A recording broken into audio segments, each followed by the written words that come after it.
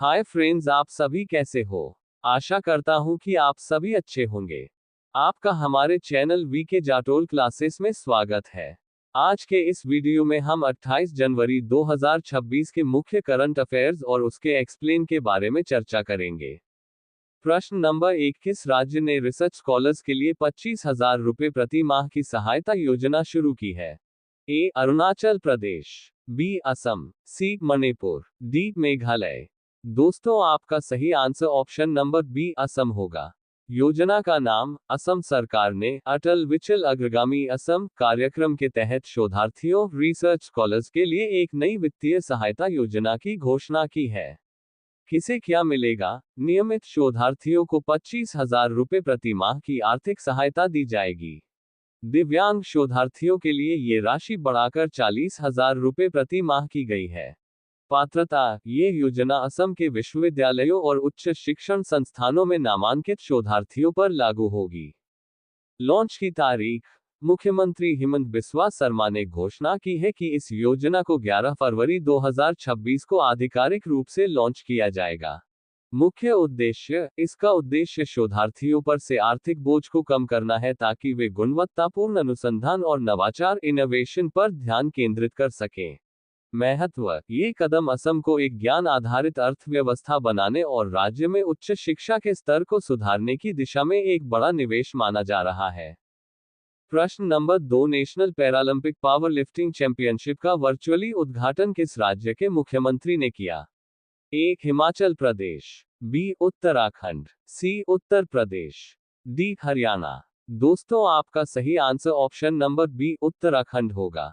शुभारंभ: उत्तराखंड के मुख्यमंत्री पुष्कर सिंह धामी ने रुड़की की COAR यूनिवर्सिटी में नेशनल पैरालंपिक पावरलिफ्टिंग चैंपियनशिप का वर्चुअली उद्घाटन किया। अवधि: ये प्रतियोगिता 16 से 18 जनवरी 2026 तक आयोजित की गई। उद्देश्य: इस आयोजन का मुख्य लक्ष्य दिव्यांग खिलाड़ियों को अपनी ताकत और प्रतिभा दिखाने के लिए एक राष्ट्रीय मंच प्रदान करना और समावेशी खेलों इंक्लूसिव स्पोर्ट्स को बढ़ावा देना है। सीएम का संबोधन: मुख्यमंत्री ने कहा कि पिछला दशक भारतीय खेलों का स्वर्ण युग रहा है।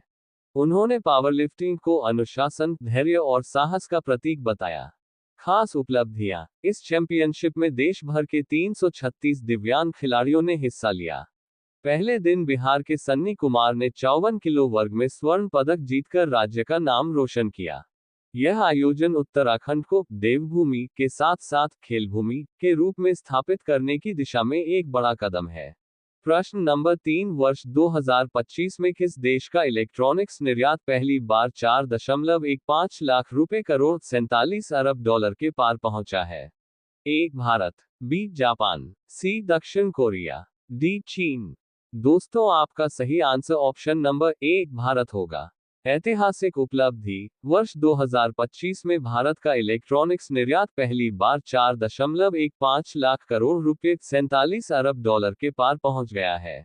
बड़ी उछाल: 2024 के मुकाबले इसमें 37% की शानदार बढ़ोतरी दर्ज की गई है। स्मार्टफोन का जादू: कुल निर्यात का लगभग 2/3 हिस्सा करीब 30 अरब डॉलर सिर्फ स्मार्टफोन से आया है। इसमें एप्पल आईफोन की हिस्सेदारी सबसे ज्यादा लगभग 75% रही। PLI स्कीम का असर: सरकार की प्रोडक्शन लिंक्ड इंसेंटिव PLI योजना को इस सफलता का मुख्य श्रेय दिया जा रहा है। दुनिया में दबदबा: भारत अब दुनिया का दूसरा सबसे बड़ा मोबाइल फोन निर्माता बन चुका है। भविष्य की राह: केंद्रीय मंत्री अश्विनी वैष्णव के अनुसार सेमीकंडक्टर मैन्युफैक्चरिंग शुरू होने से निर्यात के आंकड़ों में और भी बड़ी वृद्धि देखने को मिलेगी। भारत अब दुनिया के इलेक्ट्रॉनिक्स बाजार में एक बड़ी शक्ति बनकर उभर रहा है और मेड इन इंडिया डिवाइसेस की वैश्विक मांग लगातार बढ़ रही है। प्रश्न नंबर 4, हाल ही में किस मुक्केबाज को एशियाई बॉक्सिंग परिषद एशियन बॉक्सिंग काउंसिल का सदस्य नियुक्त किया गया है? ए विजेंदर सिंह, बी मुकेश कुमार, सी अमित पंघाल, डी सतीश कुमार। दोस्तों, आपका सही आंसर ऑप्शन नंबर ए विजेंदर सिंह होगा। भारत के दिग्गज मुक्केबाज विजेंदर सिंह को एशियाई बॉक्सिंग परिषद एशियन बॉक्सिंग काउंसिल का सदस्य नियुक्त किया गया है। यह उनके करियर में खिलाड़ी से खेल प्रशासक बनने की ओर एक बड़ा कदम है। ऐतिहासिक उपलब्धि। विजेंदर सिंह वही खिलाड़ी हैं जिन्होंने 2008 बीजिंग ओलंपिक में मुक्केबाजी में भारत के लिए पहला पदक कांस्य जीतकर इतिहास रचा था।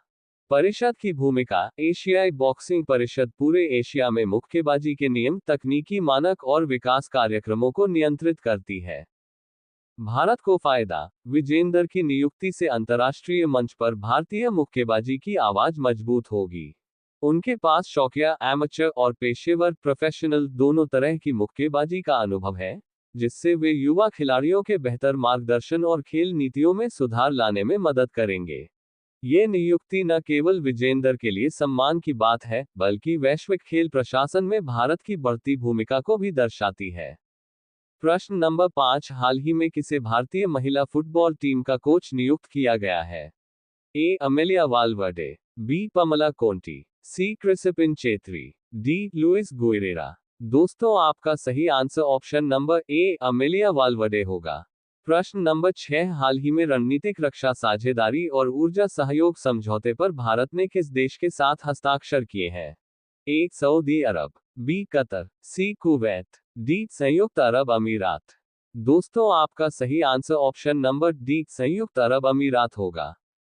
रणनीतिक साझेदारी। यूएई के राष्ट्रपति की हालिया यात्रा ने दोनों देशों के बीच व्यापार, ऊर्जा और रक्षा संबंधों को और गहरा किया है। व्यापार में उछाल। सीएपीए समझौते के बाद द्विपक्षीय व्यापार वित्त वर्ष 2024-25 में $100 अरब तक पहुंच गया है, जिसे 2032 तक $200 अरब करने का लक्ष्य है। ऊर्जा सुरक्षा। यूएई भारत का चौथा सबसे बड़ा कच्चा तेल आपूर्तिकर्ता और दूसरा सबसे बड़ा एलएनजी स्रोत है, जो भारत की ऊर्जा सुरक्षा के लिए महत्वपूर्ण है। नवाचार और तकनीक। दोनों देश डेटा एम्बेसी और हरित ऊर्जा ग्रीन एनर्जी कॉरिडोर जैसे नए क्षेत्रों में सहयोग कर रहे हैं। प्रवासी कल्याण। भारत यूएई में कफाला सिस्टम में सुधार और भारतीय प्रवासियों के अधिकारों की सुरक्षा पर जोर दे रहा है। चीन के बढ़ते प्रभाव और क्षेत्रीय अस्थिरता के बीच यूएई भारत की विस्तारित पड़ोस नीति एक्सटेंडेड नेबरहुड पॉलिसी का एक मजबूत स्तंभ बनकर उभरा है। प्रश्न नंबर 7, ऑक्सीजन आईवीएफ ने भारत का पहला गहन आईवीएफ ज्ञान केंद्र किस शहर में लॉन्च करने की घोषणा की है? A. New Delhi, B. Bengaluru, C. Mumbai, D. Hyderabad. दोस्तों, आपका सही answer option number C. Mumbai होगा। प्रश्न नंबर 8, नुम्बियो सेफ्टी इंडेक्स 2026 में भारत का सबसे सुरक्षित शहर कौन सा रहा? ए. बेंगलोर, बी. चेन्नई, सी. हैदराबाद, डी. मंगलुरु। दोस्तों, आपका सही answer option number D. Mangaluru होगा। प्रश्न नंबर 9, कोकबोरोक दिवस प्रतिवर्ष किस राज्य में 19 जनवरी को मनाया जाता है? ए. Mizoram, B. Assam, C. Manipur, D. Tripura. दोस्तों, आपका सही answer option number D. Tripura होगा। कब मनाया गया? ये हर साल 19 जनवरी को त्रिपुरा में मनाया जाता है। वर्ष 2026 में इसकी 48वीं वर्षगांठ मनाई गई। इतिहास। 19 जनवरी 1979 को कोकबोरोक भाषा को त्रिपुरा की आधिकारिक भाषा, बंगाली और अंग्रेजी के साथ के रूप में मान्यता मिली थी। महत्व। ये दिन त्रिपुरी समुदाय की सांस्कृतिक और भाषाई पहचान का प्रतीक है। कोकबोरोक एक तिब्बती बर्मन भाषा है। उत्सव। राज्य भर में सांस्कृतिक कार्यक्रम, संगोष्ठियां और रैलियां आयोजित की जाती हैं। स्कूलों और कॉलेजों में भाषा को बढ़ावा देने के लिए विशेष कार्यक्रम होते हैं। मुख्य उद्देश्य, स्वदेशी भाषाओं का संरक्षण करना और नई पीढ़ी को अपनी जड़ों से जोड़ना। वर्तमान में यह भाषा लैटिन, रोमन और बंगाली लिपि में लिखी जाती है। प्रश्न नंबर 10, भारत फ्यूचर सिटी के विकास के लिए संयुक्त अरब अमीरात यूएई ने किस राज्य सरकार के साथ समझौता किया है? ए. महाराष्ट्र, बी. कर्नाटक, सी. तमिलनाडु, डी. तेलंगाना। दोस्तों, आपका सही answer option number D. Telangana होगा। मुख्य समझौता। वर्ल्ड इकोनॉमिक फोरम WEF 2026 के दौरान संयुक्त अरब अमीरात यूएई और तेलंगाना सरकार के बीच भारत फ्यूचर सिटी विकसित करने के लिए एक महत्वपूर्ण समझौता हुआ है। क्या है भारत फ्यूचर सिटी?